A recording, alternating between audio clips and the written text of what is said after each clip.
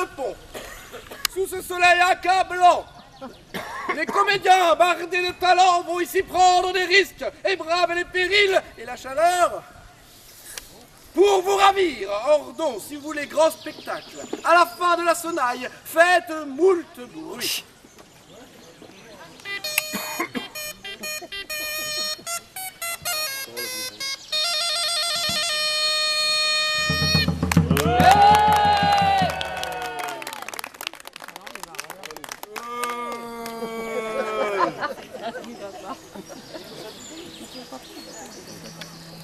Alors, comment vous dire?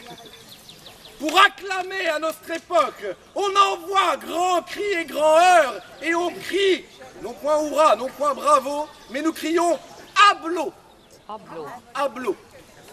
Il y en a deux, trois qui ont compris par là. Hablo, c'est bon là-bas aussi? Demandez à vos voisins si vous n'avez point compris. Ordon, à la fin de la sonnaille, hablo de toute gorge, que jusqu'en Normandie, dans le fin fond du château de Caen, on nous entende. Tapez des mains, tapez des pieds, tapez sur vos voisins, débrouillez-vous, faites-moi un maximum de bruit.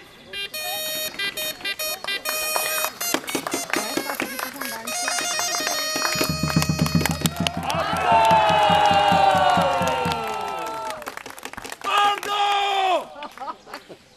Braves gens assemblés, ici, chanson de geste va vous être contée. Et cette chanson va vous être présentée par nos musiciens.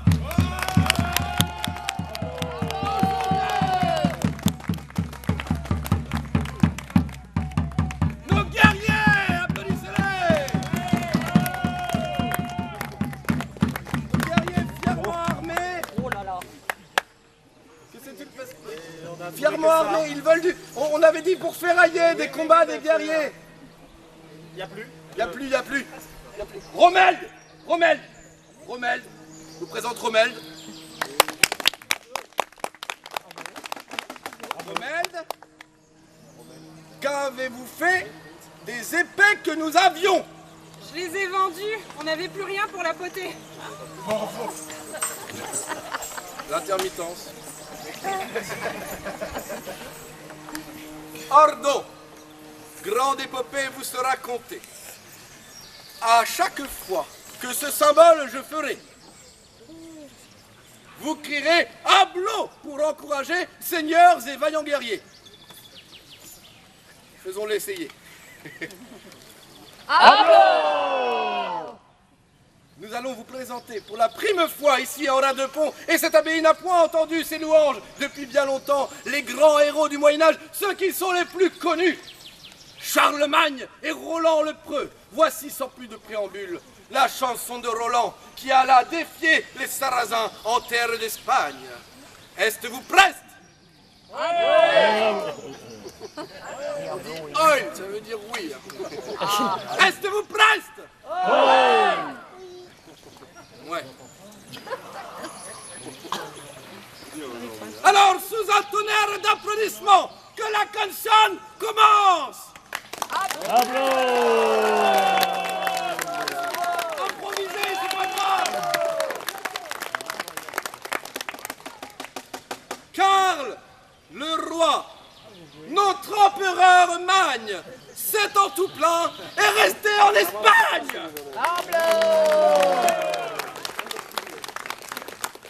Jusqu'à la mer, il a conquis les cités. Tous les castels devant lui ont cédé. Seul Saragosse le défie en haut lieu. Le roi Marsil la tient et il n'aime pas Dieu. C'est l'histoire, c'est pas nous. C'est Mahomet qu'il sert et il est grand roi.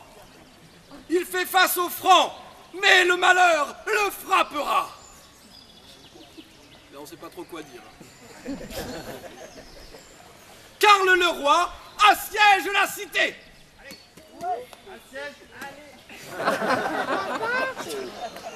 Prestement. Ah bah oui, il y a le trésor. Non, c'est le siège. Oui, je sais. Mais... Ça peut être long un siège. Ah oui, Tous les chevaliers francs sont rassemblés. L'un d'eux et très preux et très vaillant. C'est le seigneur de Bretagne, Roland.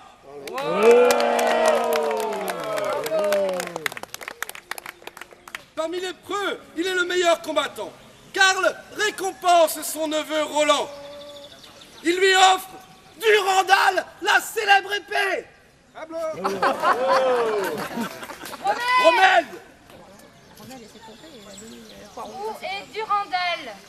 Durandal. C'est le clou du pestac.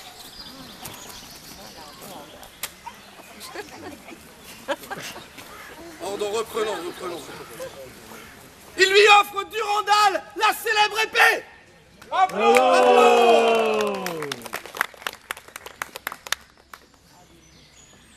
Roland est désigné pour mener l'armée. Il s'écrie: voyez un peu cette lame dont la garde est dorée.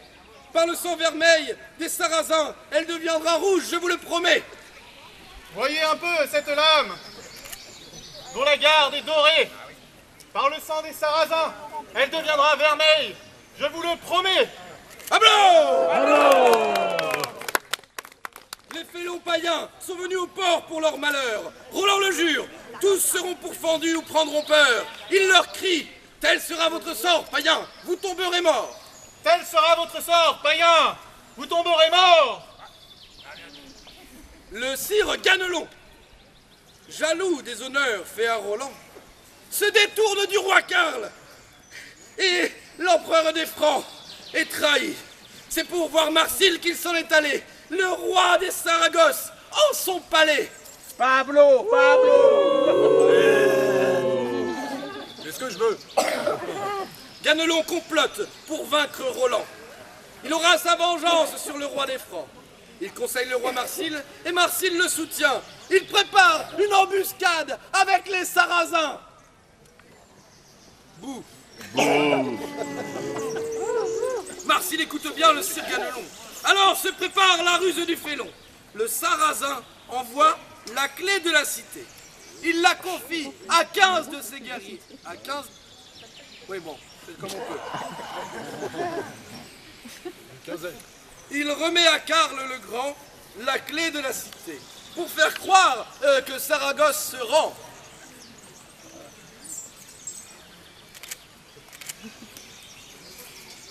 La clé du Castel entre ses mains, Karl le roi est enfin suzerain. Vers France-la-Douce, il décide de chevaucher et de retraverser les montagnes et vallées. On est dans les Pyrénées pour ceux qui n'ont pas compris. L'armée des Francs reprend son voyage, traversant montagnes et vallées. Roland fixe ses éperons d'or à ses pieds. Réduction de budget, alors on va donner. Il enfile sa broigne et monte sur son destrier. Destrier.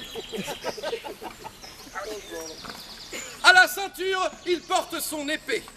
Durandal, à la garde dorée. Ouais, il sait pas encore la manier, mais il va bien apprendre. Mais dans les hautes montagnes, plus de 100 000 païens s'arment. Oh là. Qui chevauche pendant ce temps-là. Et c'est un très long spectacle. C'est les Pyrénées aussi. Les Sarrasins s'arment. Ils s'équipent de lances et de casques. Leurs casques luisent, brillent et flamboient. Encore un peu. Ils miroitent tant. Le soleil s'y reflète qu'on y dirait de l'or. Ils brillent tels des miroirs. Mais bon, c'est bon. Les païens chevauchent vers les vallées. Dans les bois et les montagnes, ils se sont cachés.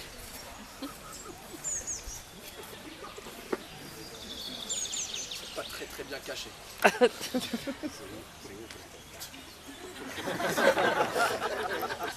Pas assez bien cachés. Bon. Ouais, voilà. Oui. Carlemagne passe en Roncesvalles. il n'y perd ni roncin ni cheval. Il ne voit nul païen dans le Val. Il n'y avait pas encore de lunettes. Restent en arrière les deux chevaliers. Sur leur destrier, Roland et Olivier.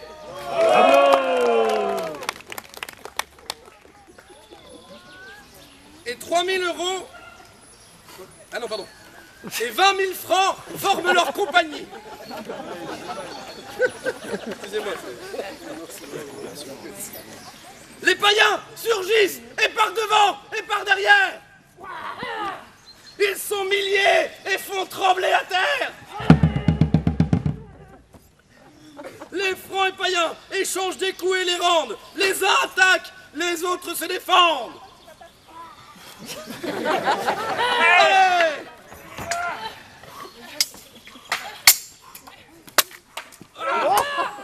Combat épique.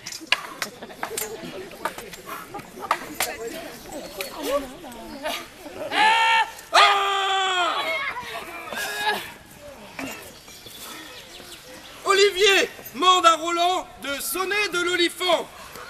Roland, sonnez de votre corps, compagnon. Si Karl l'entend, les rangs francs reviendront. Ah oui, sonne de ton corps.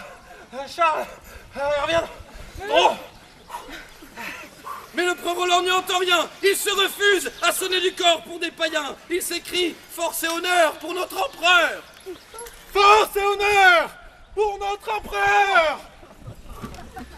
Au plus fort de la bataille, il est vaillant. Oh. Roland frappe 1000 coups et 700. 1000 coups et 700. Roland frappe 1000 coups et... Ouais, c'est long. Hein, ça. Frappe 1000 coups et 700. Allons.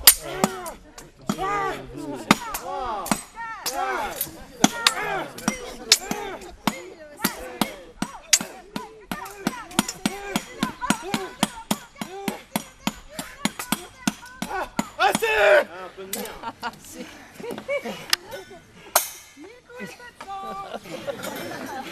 Fort bien. Roland crie « Mirez mon épée d'or et d'argent. De Durandal, vous verrez l'acier sanglant. » Mirez mon épée d'or et d'argent. De Durandal, vous verrez l'acier sanglant. Sur une hauteur, Olivier est monté. Il voit les païens en grand nombre assemblés. Il n'en peut point compter les bataillons.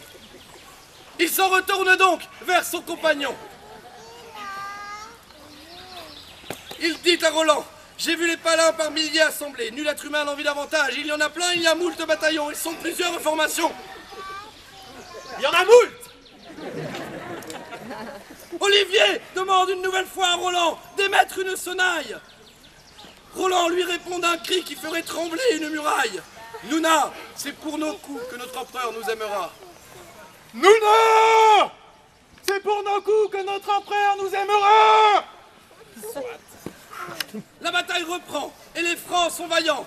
Ils se rangent tous aux côtés de Roland. C'est avec adresse que les Francs abattent leurs épées. Les félons païens sont morts par milliers.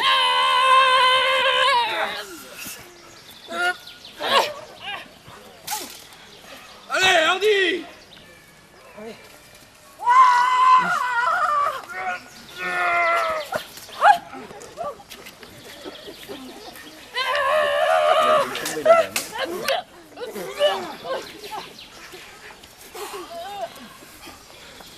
Allez!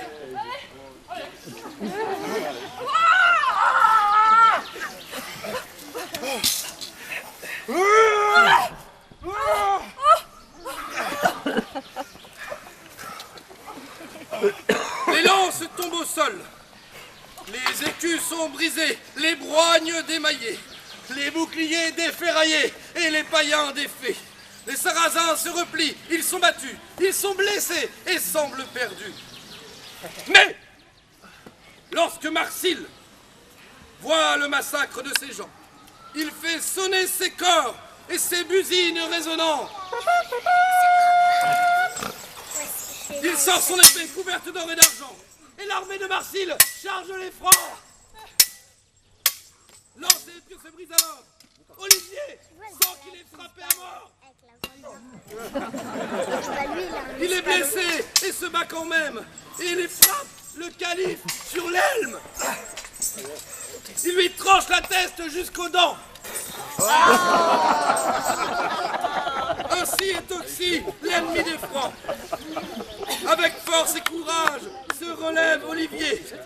Il entend saigner que sa vue en est troublée. Il ne reconnaître point ses compagnons vaillants. Il frappe fort sur l'elme de Roland. Roland a reconnu celui qui le terrasse. Contre lui, il l'étreint et l'embrasse.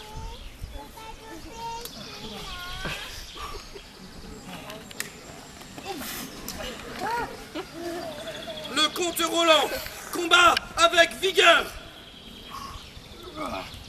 Sous sa poigne, son corps a moult chaleur.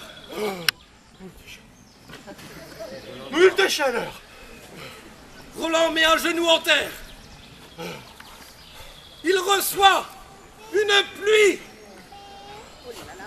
de flèches. Excusez-moi. Il reçoit une pluie de flèches fondant l'air. Le preux se décide enfin, trop tôt, à sonner de l'olifant, le vacarme dans les monts retentissant. Mieux que ça. L'empereur s'arrête et escouta, et vers Roland il s'en retourna. Il lui dit: qui veut estre chevauche vite, mettons les païens en fuite. Avec l'armée des Francs, chevauchons, allons sauver Roland et ses compagnons. Qui veut estre chevauche vite, mettons ces païens en fuite. C'est avec l'armée des Francs que nous allons sauver Roland. À blanc! Roland sent qu'il a perdu la vue. Il a tant frappé qu'il est abattu. Il se dresse sur ses deux pieds. Durandal est si bonne épée. Aucun païen ne doit la posséder. Roland frappe sur le roc pour briser Durandal. Encore, pas brisé. L'acier ne se brise pas, mais sonne dans le Val. Roland sent que la mort le tréprend. Sur l'herbe verte, face à l'Espagne, il s'étend. Dessous lui, il met l'épée et l'olifant. Nul ne les prendra. Ainsi meurt Roland.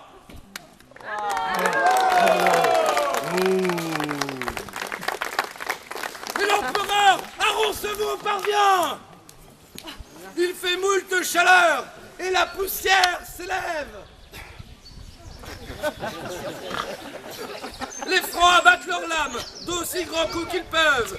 Moult païens s'enfuient, les Francs les poursuivent. Nombreux les païens sont morts, beaucoup s'enfuient encore. Charles le roi est vainqueur de la bataille, et l'armée des Francs et l'empereur Charlemagne.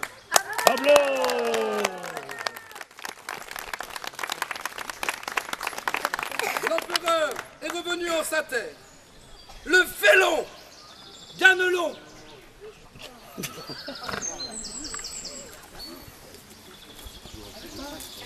Le félon Ganelon est chaîné de fer.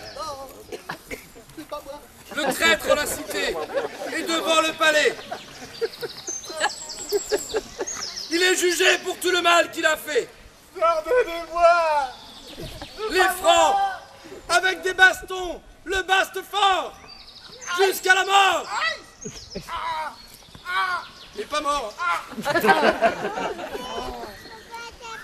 Ainsi, celui qui en Saragosse, ses frères à la vendre, y perdit et la vie, et les membres.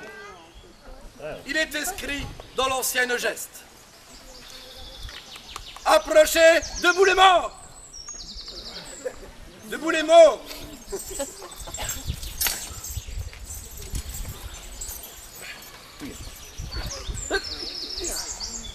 Il est inscrit dans l'ancienne geste. Il est inscrit dans l'ancienne geste.